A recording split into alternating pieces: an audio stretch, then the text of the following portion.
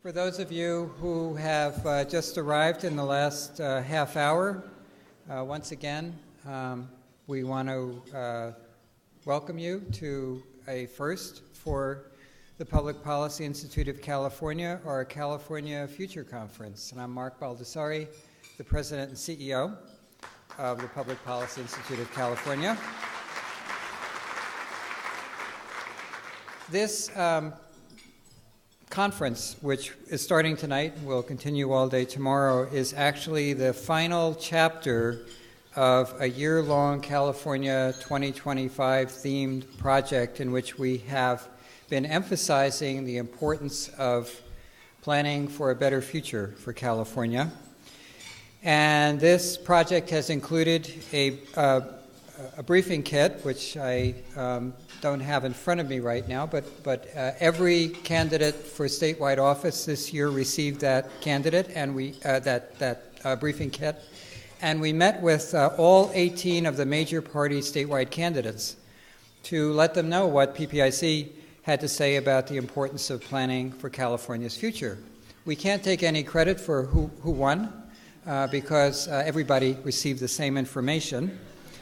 But we hope to see the information that we provided in the plans that will take place with the new members of the executive branch as well as the legislature.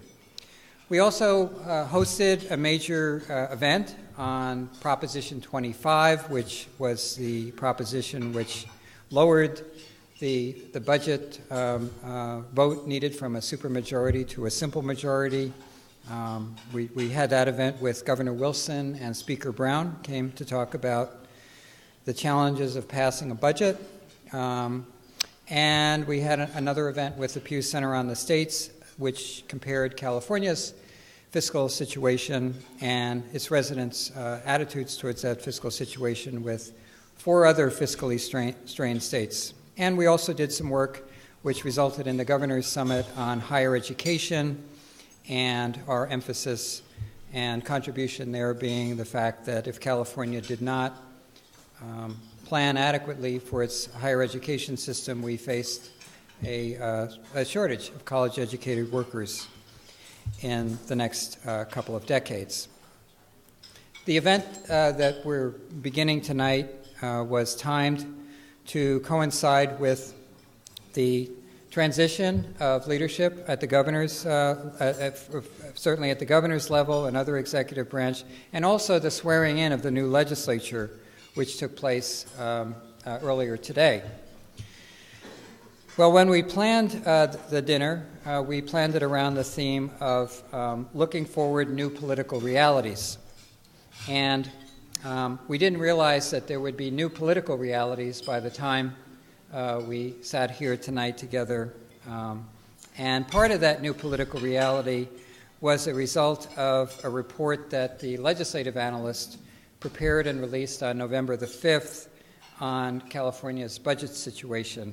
Mac Taylor was going to join us tomorrow, but he will be otherwise occupied tomorrow at 3 o'clock. So I thought it would be important that we start our conversation with at least some basic facts on the table that Mac is going to provide in about 10 minutes before we then turn to Judy Woodruff and the panel, which will follow on the new political reality. So Mac was kind enough to join us tonight. His comments are, I think, very important because not only are they about the current budget deficit, but the fiscal challenges that the city will face over the next several years. And so we're delighted to have Max. And once again, I want to thank all the sponsors for whom are reflected on your tables, the board of directors and the staff of PPIC, and statewide leadership council members who were here as well for really contributing in many, many ways to this event tonight. It's my pleasure to introduce my colleague, Mac Taylor, who is a legislative analyst charged with providing nonpartisan fiscal and policy advice and analysis to the California legislature. And Mac will make some brief comments now. Thank you.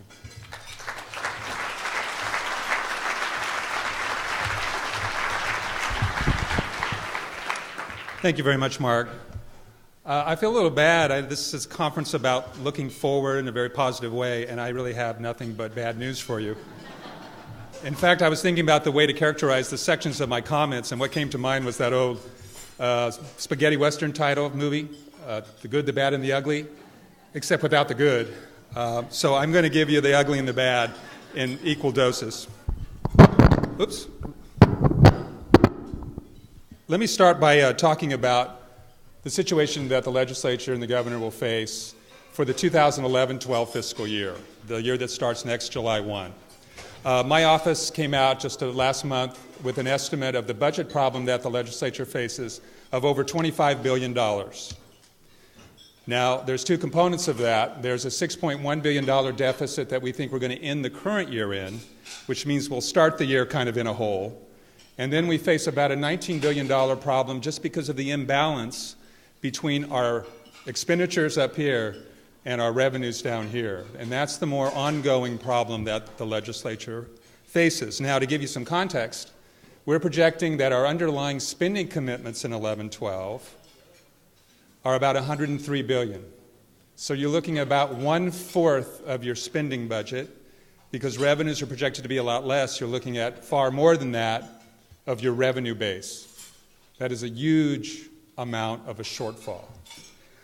Now, I get asked a lot, well, why do we keep having this problem year after year? We just passed a budget 2 months ago that supposedly was a balanced budget. Why does this large problem keep popping back up? Well, the answer is fairly simple, and that's because the vast majority of solutions that we've adopted the last 3 years have been of a temporary or one-time in nature. And so you can obviously address the problem for that year, but what happens, the one-time solution goes away, and you're back with your underlying problem. We've estimated that far more than 3/4 of the solutions we've adopted are one-time or short-term in nature. Now, I've tried to stress that there's nothing wrong with adopting some short-term, but you just can't rely on them as heavily as we have. So people say, well, why hasn't the legislature and the governor, how come they haven't decided on more permanent? Well, first of all, I think the first reaction that I think even we would have as a family if we had a drop in our income would be to look to short-term things. You wouldn't necessarily move out of your house or pull your kid out of college based on a drop in your income, especially if you thought it was a short-term drop in your revenue. Similarly, I think a lot of members have hoped that the economy would bounce back much more rapidly than it has and save them from having to make reductions that are very painful to take. But finally, I think one of the reasons why we've relied so heavily on these short-term solutions is because you have two parties that have very different views about what we should be doing, the role of state government. There are legitimate differences of opinion.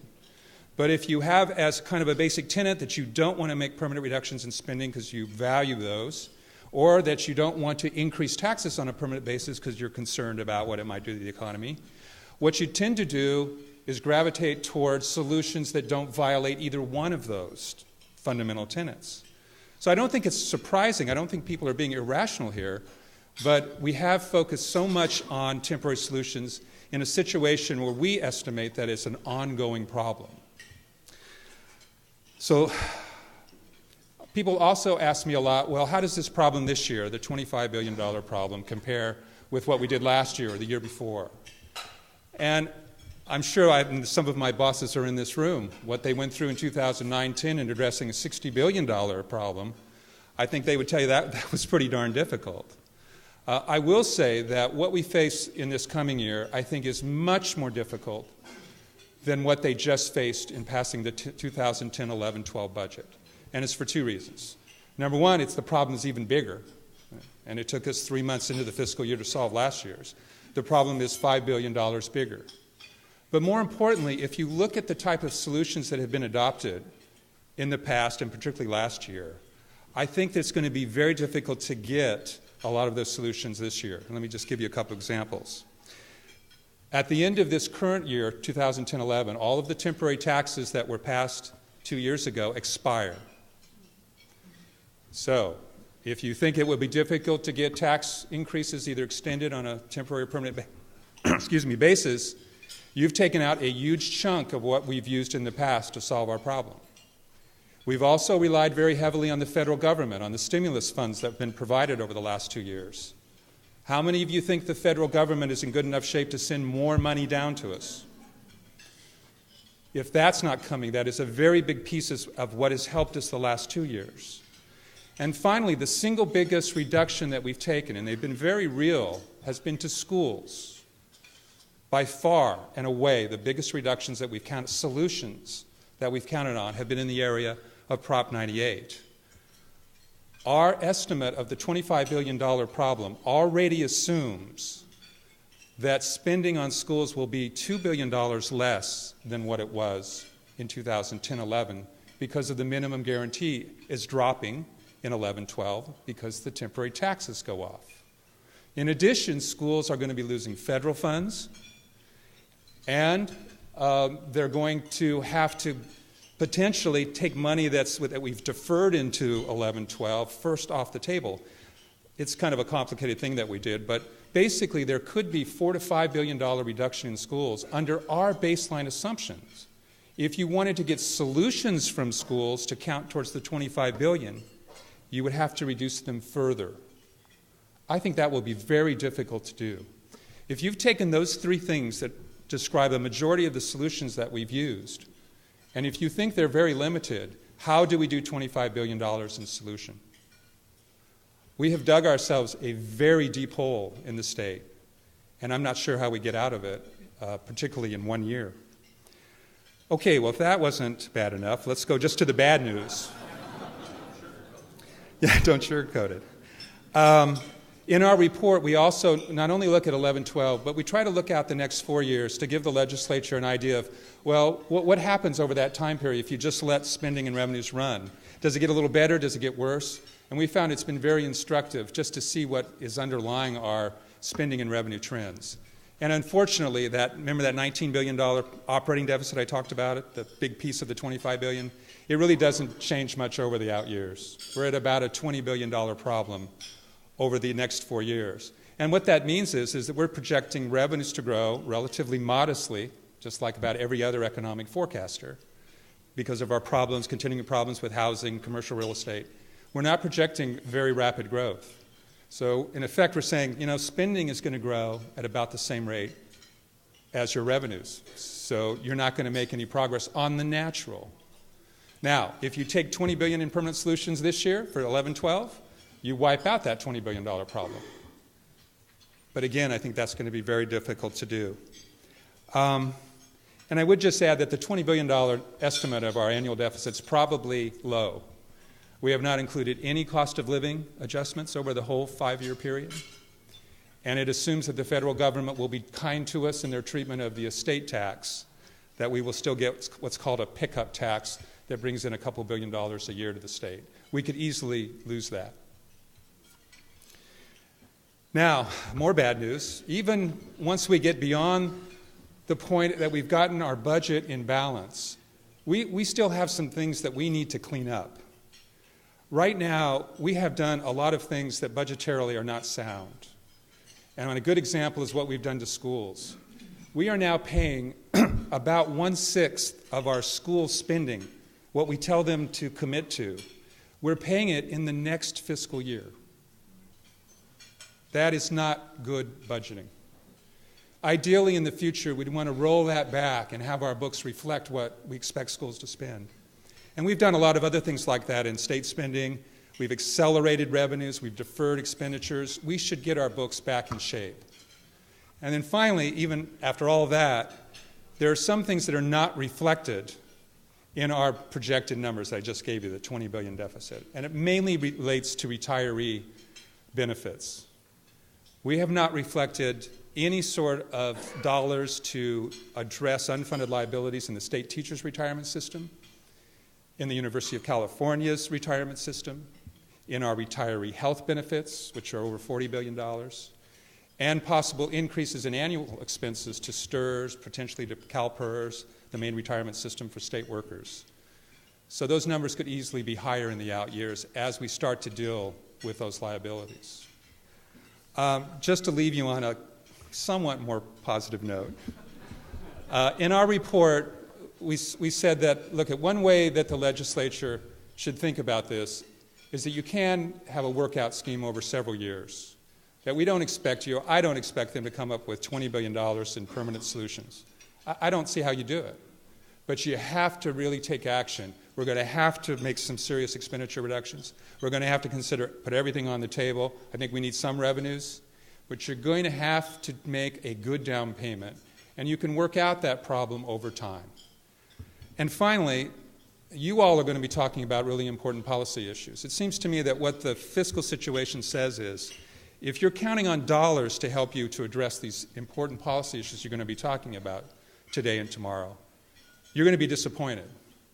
But I think there's a lot of other policy tools available to you. We should be thinking how to restructure state programs. We should be thinking about realigning programs between the state and the local government, or thinking about how we can give more flexibility to local governments. We should be thinking about demand management strategies, using pricing and incentives. There are a lot of tools that are still available to us, and I think it could be very worthwhile as you explore those, just to remember you're not going to have much money. Thank you very much.